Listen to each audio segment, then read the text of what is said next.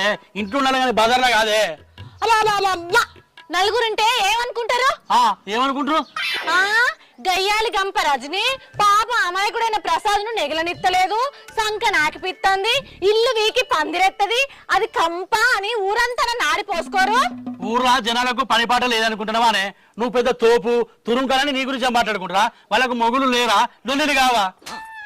ఎందుకు లేరు? అందరికి సంసారాలు ఉన్నాయి, అందరికి మొగళ్ళు ఉన్నారు. కానీ వాళ్ళు మన లెక్క గిట్లా ఎలక పిల్లలే లొల్లులు పెట్టుకోరు, ముద్దుగా సంసారం చేసుకుంటారు. తోనేకాడికి మాదాలు కానీ ఇంట్లో పోయి సాయి పెట్టుకో. బుక్కడంత రాయి బైకాడికి పోయేస్తా, అక్కడైనా ప్రశాంతంగా ఉంటది. నీతో లొల్లి వశపడదు నాకు. అంటే నీకు కొంపల ప్రశాంతత లేదా? పిచ్చిదానా, పిల్లలు ప్రశాంతతకు హానికరమే. అబ్బా, పిల్లలు ప్రశాంతతకు హానికరమైతే మరి మొగుళ్ళు ప్రమాదకరమా? లగ్గానికి ముందు మీ అయ్య చెప్పిండే ఇల్లే. ఏం చెప్పిండు? గదే మీ అయ్య చెప్పింది ఇల్లే అంటారా? ఇక నీతో ముచ్చట